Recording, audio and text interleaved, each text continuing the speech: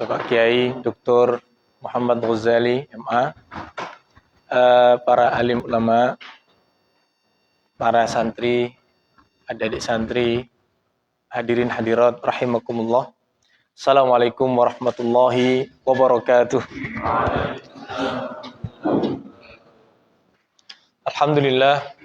Alhamdulillahi wa kafa, wassalatu wassalamu ala man istafa, sayyidul awwalin wal akhirin, sayyidu dzurril muhajjalin. Wa ba'd. Alhamdulillah, mari kita bersama mengucapkan raditu billahi rabba wa bil islami dina wa bi Muhammadin nabiyya wa rasul. Sekali lagi ya. Raditu billahi rabba wa bil islami dina wa bi Muhammadin nabiyya wa rasulah. Ini salah satu termasuk zikir yang Rasulullah SAW selalu melazimkan dirinya pada pagi hari untuk mengucapkan ini, doa tersebut. Hadirin jamaah Masjid Ma'had Tahfidz Imam Al-Ghazali, ingin kiranya kami melanjutkan sesi kajian fikih, ya. Sesi kajian fikih sholat yang dulu pernah kita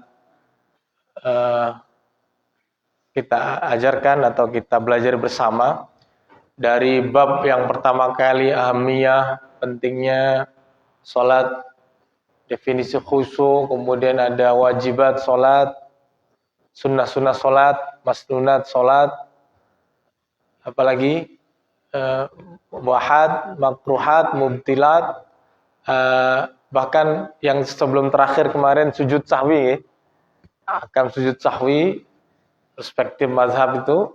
Dan insyaallah pada pagi yang penuh barokah ini kita akan kembali membahas, mengkaji, belajar bersama, bertafakuh dalam bab fikih terkait bab at-tatawwu. Apa itu? Hadirin, at-tatawwu. Tapi insyaallah kita akan membatasi bab tatawwu ini untuk khusus bab sholat sesuai dengan kajian tema yang kita lanjutkan sebelumnya. Tentu kajian tatawwu, bab tatawwu itu sangat luas, tatawwu dalam puasa, tatawwu dalam haji, dan lain sebagainya, tapi insyaallah kita batasi supaya tidak melebar. Pada judul yang di-share kemarin tentu itu definisi dan keutamaan, tapi insyaallah nanti kita ulas dari beberapa dalil dari kitab dan juga kitab-kitab yang lain. Insyaallah di hadapan kita juga saya hadirkan kitab kitab Fiqhus Sunnah yang simple, tapi akan ada penjelasan lain dari kitab-kitab fikih yang lain. Hadirin dirahmati Allah, sekarang kita akan mulai dengan definisi secara bahasa. Tentu hadirin sekalian sudah sebagian sudah mengerti, dan yang sudah mengerti tentu ini menjadi pemacu ya, supaya lebih bisa istiqomah, gitu. Dan yang belum mengerti tentu ini bisa menguatkan terhadap pemahaman fikih, pemahaman agama kita untuk syariat kita.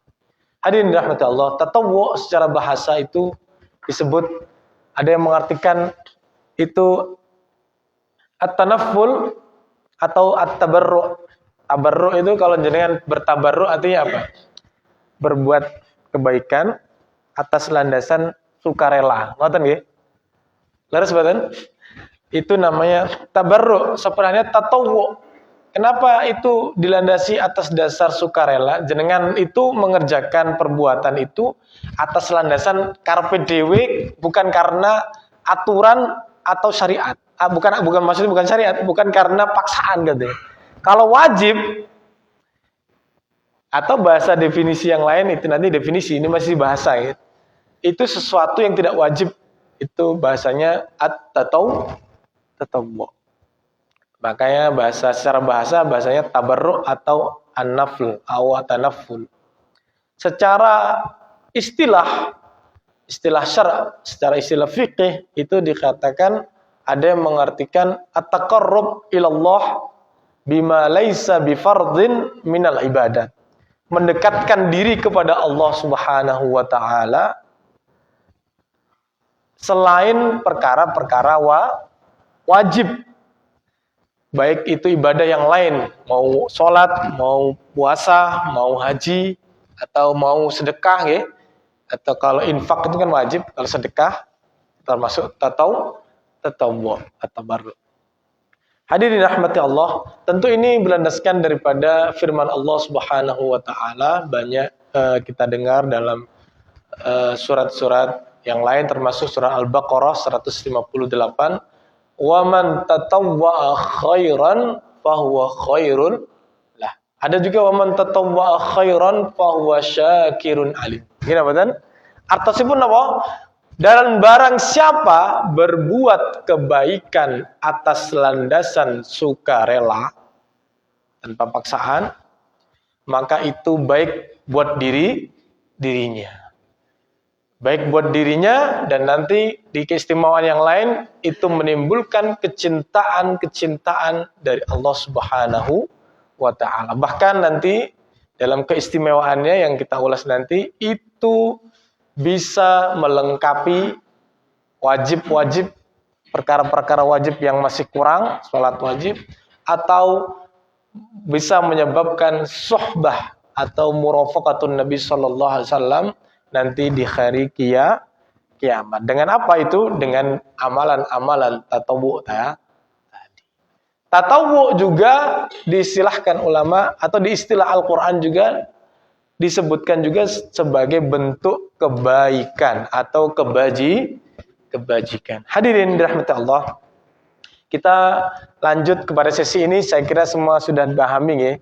Kalau jenengan biasanya apa tuh tatawwu itu yang tahunya sunnah, perkara sunnah itu bisa saja ya. Bisa. Tapi dalam kajian fikih, dalam dalilnya itu sering disebut namanya bab at-tatawwu. Hadirin, kita perlu melihat secara jelas dan gamblang apa kemudian tatawwu ini dalam bab sholat. Sebenarnya panjang sekali, kita akan mencoba pada pagi hari ini menjejaki sekilas-sekilas. Secara simpel nanti bisa kita lanjutkan pada sesi-sesi selanjutnya, karena bab tatawwu itu sangat panjang. Tatawwu dalam fikih, tatawwu dalam sholat pun sangat panjang.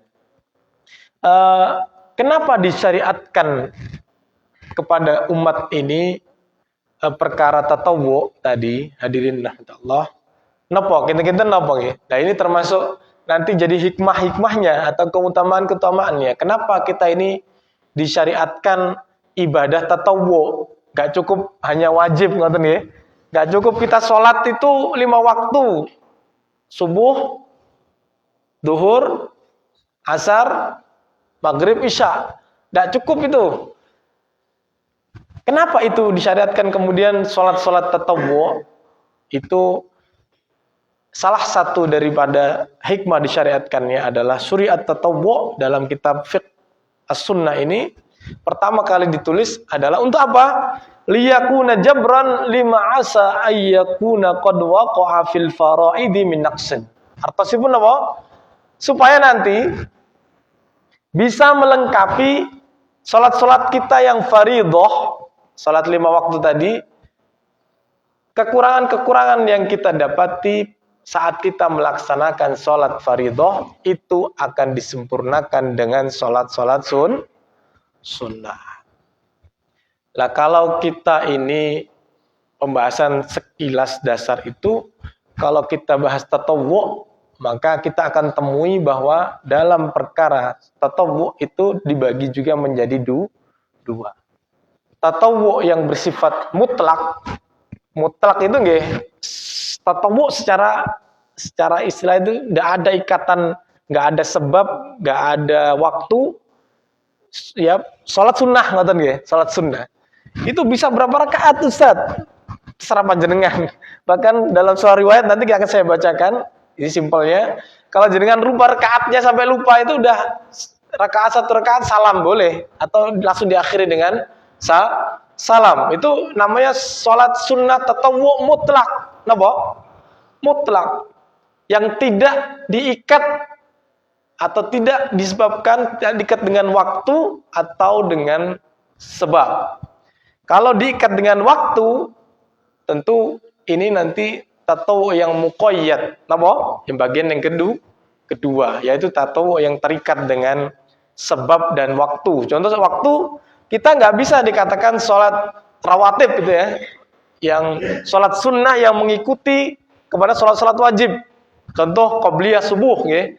Ini kan nggak bisa kita kemudian mengatakan qobliyah sebelum apa gitu, ya. Nggak bisa. Hanya waktu qobliyah atau sebelum waktu subuh atau sebab. Contoh sholat tatawwu muqayyad dengan sebab. Contoh kita sholat istisqa.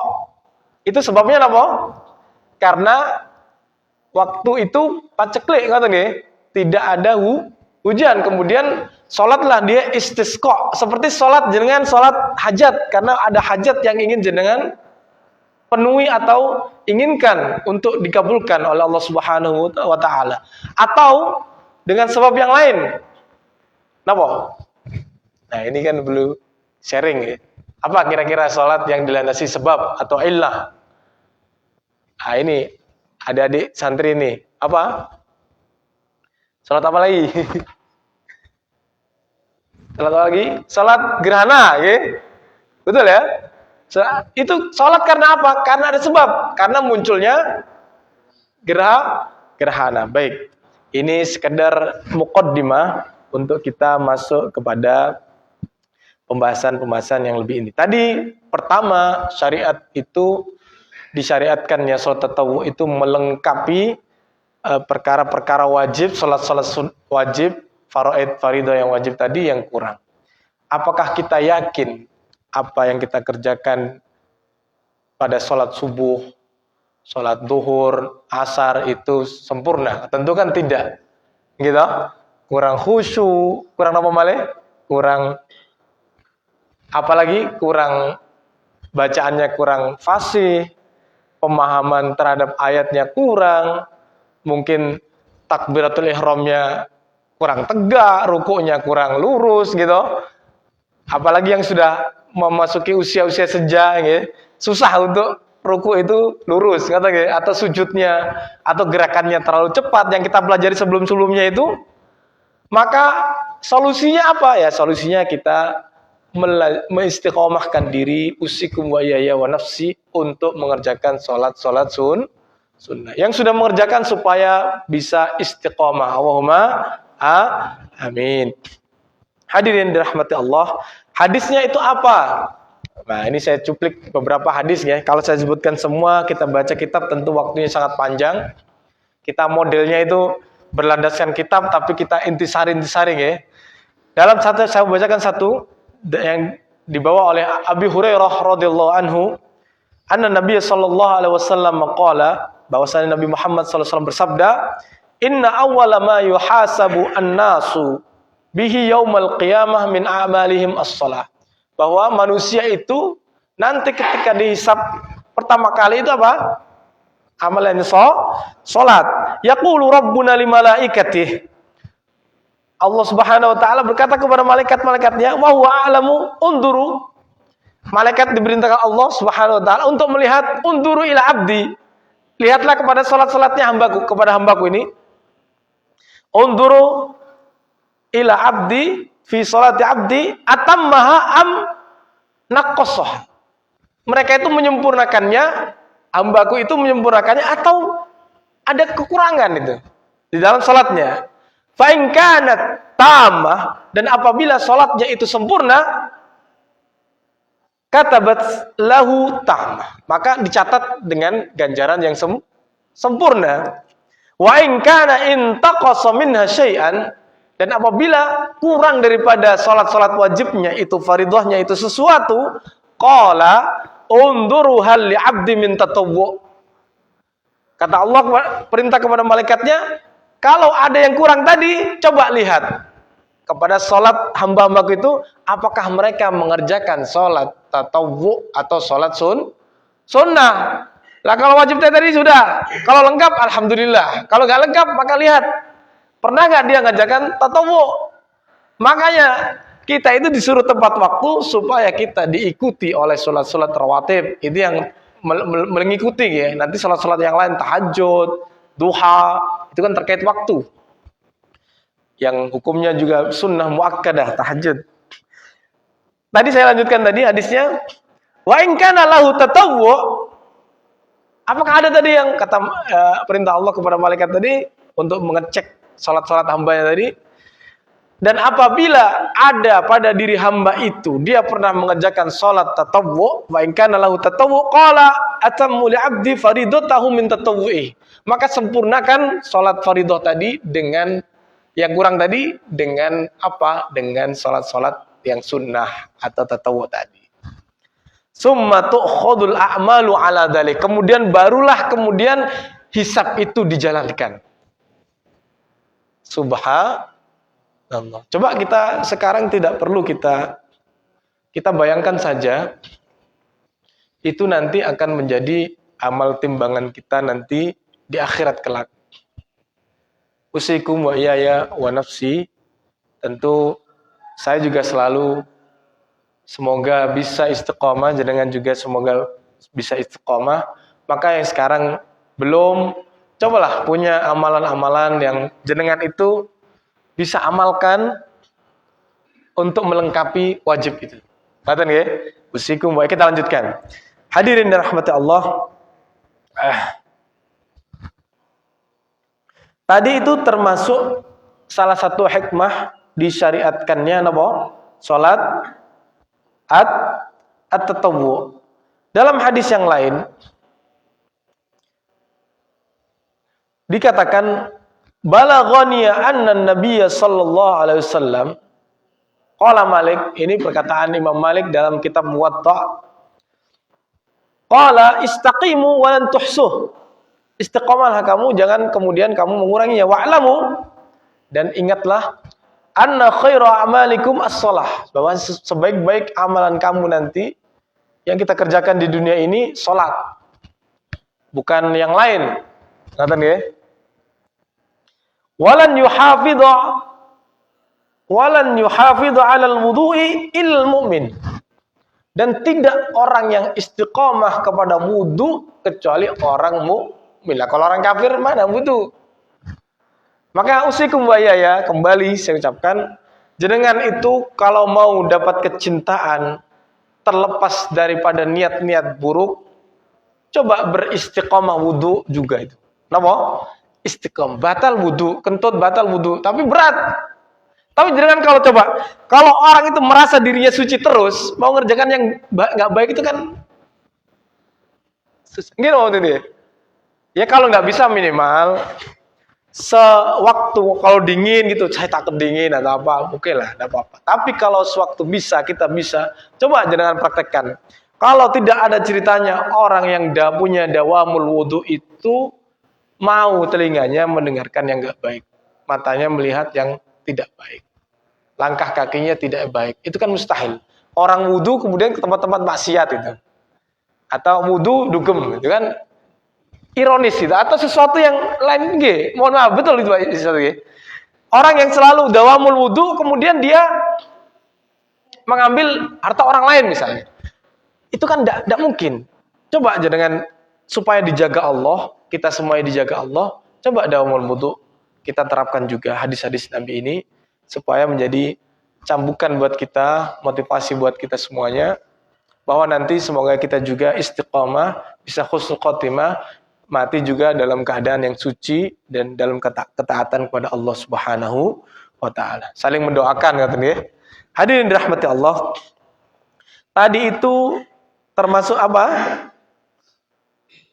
Nama tadi fadlut tatawwu atau syariat diwajib tatawwu, melengkapi sesuatu yang kurang. Sekarang yang kedua, kita bahas yang ringan-ringan dulu ya. Yang berat nanti terkait bagaimana itu sholat apa saja nanti di pertemuan selanjutnya. Biar tidak waktunya sangat padat tapi materinya banyak.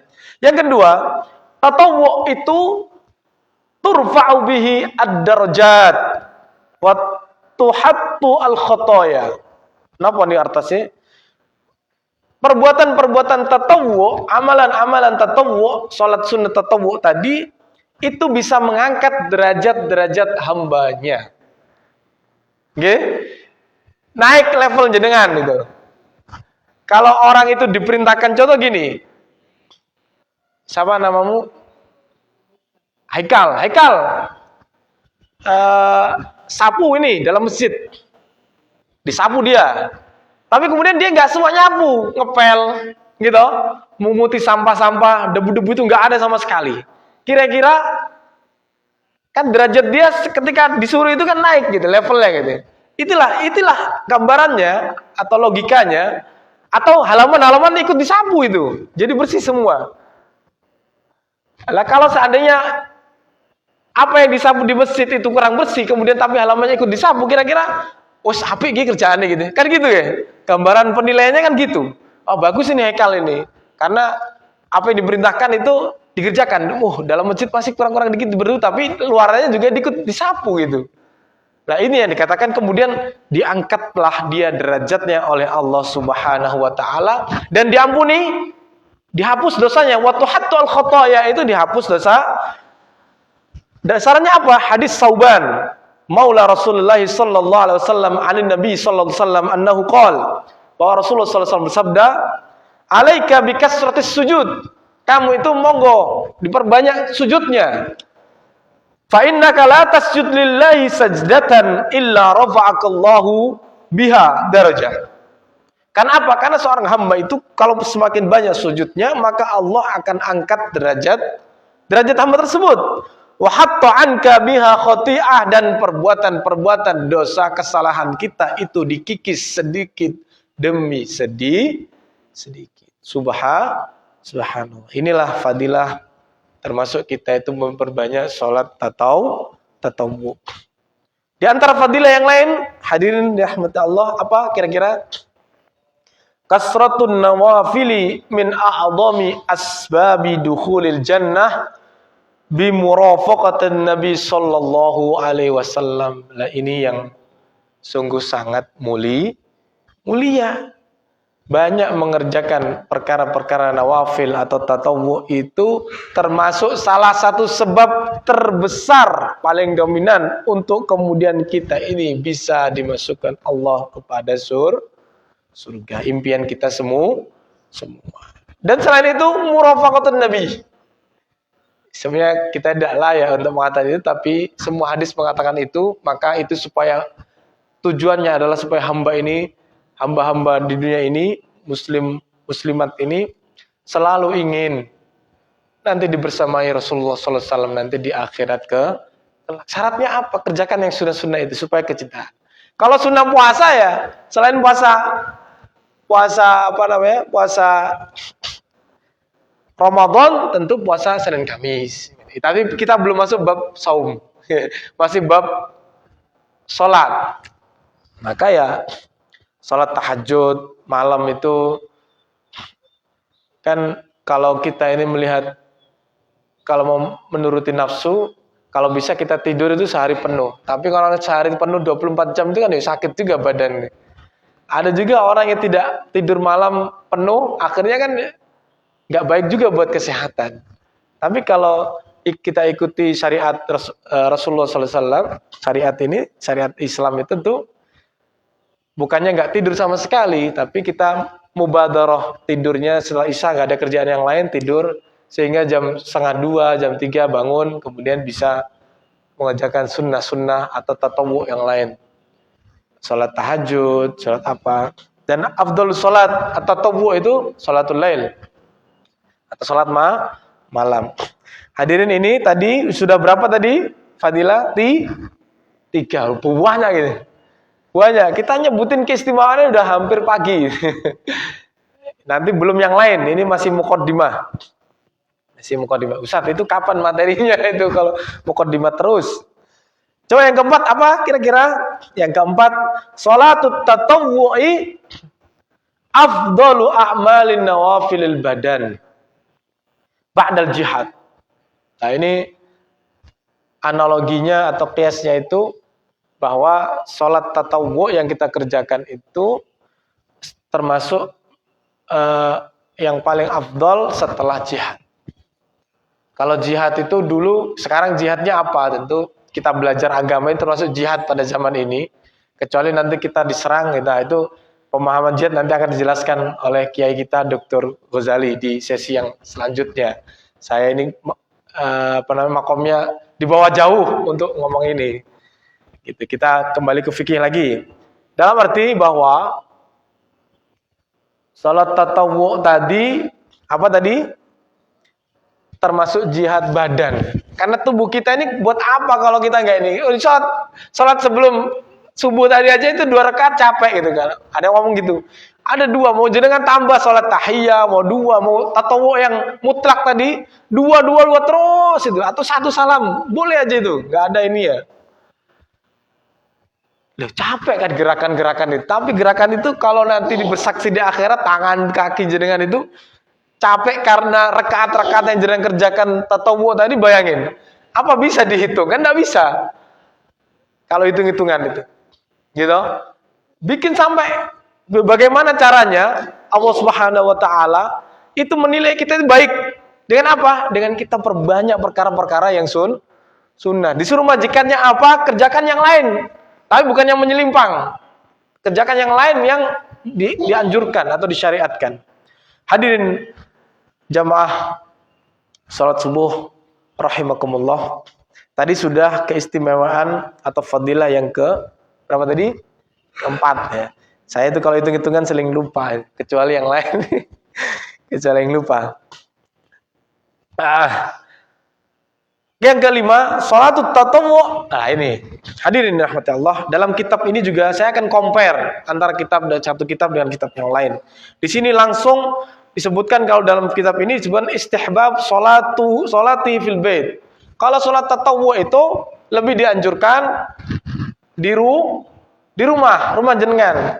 Kalau siapa yang tidak pernah salat di rumah, ini kan bahaya. Jangan sampai rumah-rumah kita menjadi bait farik. Apa itu bait farik? Bait farik itu bait yang tidak pernah dipakai untuk baca Quran, rumah yang tidak pernah dipakai untuk sujud. Nah ini muskilah, banyak setannya nanti. Gila wadan. Ya kalau di Arab tuh ada salahnya itu. Rumah itu ditinggal, banyak mereka itu bangun apartemen. Kita 7 tahun, hampir 7 tahun di Arab tuh. Dan banyak punya rumah-rumah kosong itu. Kalau ditinggal diputerin MP3 surat Baqarah atau MP3 Al-Quran lah. Ya, kalau kita kan nggak pernah itu. Kita coba ambil baiknya, sisi baiknya. Meskipun nggak pernah dengerin. Kalau jenengan susah, nggak istiqomah baca Quran, puterlah. Sekarang banyak kita itu dipermudah. Punya, nggak cuma CD, DVD kalau di rumah itu udah mewah-mewah itu. Puterin itu. Listriknya kurang saat nanti ya, itu terserah jenengan itu. Tapi itu puterin itu, saya kira jin-jin nggak berani masuk itu. Yang masuk mungkin jin yang baik aja. Kalau jenengan bisa ngelihat. Kalau jenengan bisa ngelihat itu takut di mana-mana itu. Bersyukurlah jenengan bisa ngelihat makhluk lain yang sebagian orang bisa ngelihat itu. Kalau bisa ngelihat itu kan muskilah itu. Tiap hari diawasi terus ya. Maka alhamdulillah. Maksud saya, poin di sini adalah kita kembali ke kajian. Salat tatawwu itu kerjakan sebisa mungkin salat wajibnya baru di masjid supaya porsi-porsi itu kebagi rata. Makanya di sini karena salat tatawwu fil buyuti tajlibul barakah, bisa menyebabkan timbulnya sebuah keberkahan di rumah tangga. Gitu. Boleh nggak Ustaz? Salat tatawwu jamaah sama istri? Boleh. Gitu. Tapi afdolnya sendiri-sendiri. Kan makanya nanti Ustaz itu gimana hukumnya salat itu pada bulan Ramadan itu kok banyak salat tahajud berjamaah. Seakan-akan wajib itu. Enggak ada yang ngomong wajib, jangan aja yang mewajibkan diri gitu. Kecuali imamnya kita wajib salat tahajud itu, semua berjamaah lah, ini baru salah. Gitu. Itu boleh. Tapi afdol salat tatawwu itu sendiri. Itu hitungan jenengan sama yang di atas, sama Allah Subhanahu wa taala. Supaya apa? Kalau antum jenengan salat sendiri, kira-kira lebih khusyuk mboten? Lebih untuk menghindarkan diri dari riya mboten? Pastinya itu, tujuannya itu. Jadi lebih mukhlishon lillahi ta'ala. Kecuali saya kalau salat sendiri gak khusyuk Ustaz. Nah, ini muskilah juga ini. Perlu muhasabah juga diri. Saya itu kalau salat sendiri malah gak khusyuk Ustaz. Nah ini masalah. Sholat bersama orang lama, sholat sendiri cepat. Nah ini juga perlu introspeksi di diri. Hadirin dirahmati Allah. Ini yang kelima tadi, saya sebutkan hadisnya apa? Qala Rasulullah, hadis Jabir. Yang diriwayatkan Jabir, qala Rasulullah sallallahu alaihi wasallam, "Idza qada ahadukum shalah fi masjidihi falyaj'al li baitihi nasiban min salatihi." Artinya apa? Jika seseorang di antara kalian ingin hendak sholat di masjid, maka hendaklah dia juga sholat tatawwu di rumahnya, atau menjadikan sholat itu sebagian di rumahnya.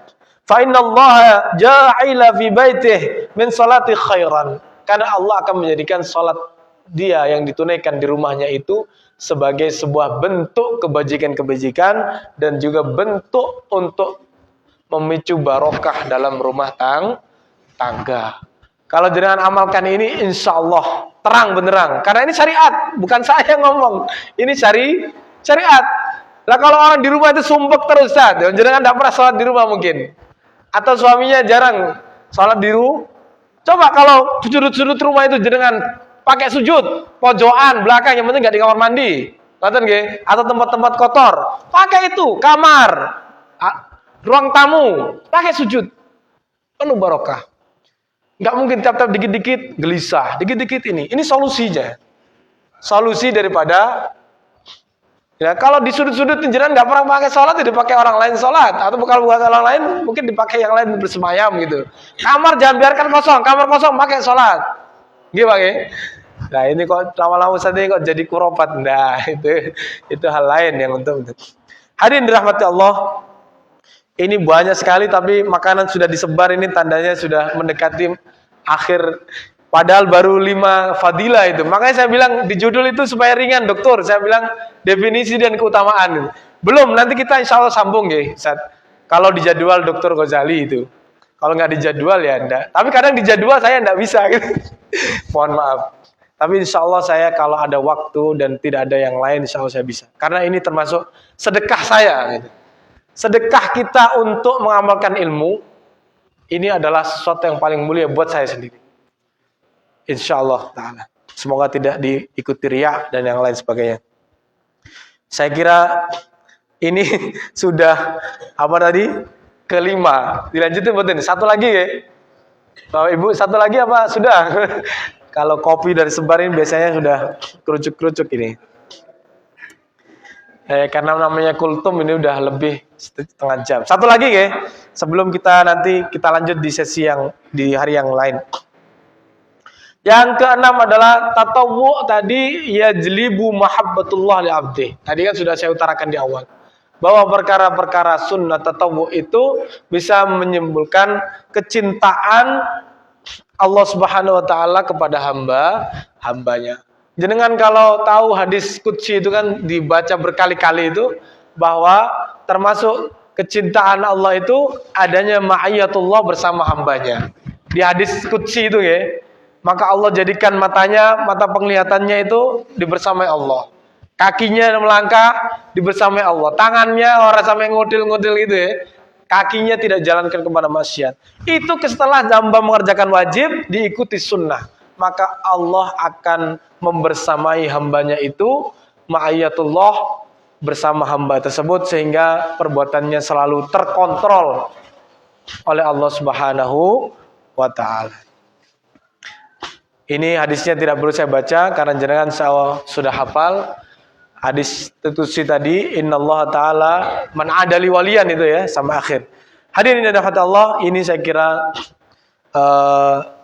kultum kita pada pagi hari ini. Semoga kita bisa melanjutkan sesi kajian fikih sholat ini di kemudian hari. Semoga juga Allah memberikan kita waktu, kesempatan yang luang, kesehatan. Semoga selalu istiqomah duduk, ya.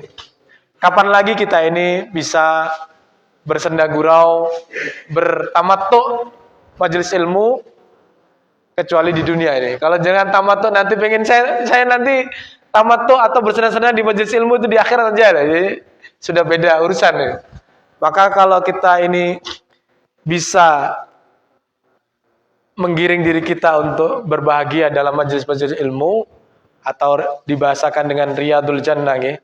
Karena tempat-tempat inilah untuk bekal kita nanti di akhirat kelak.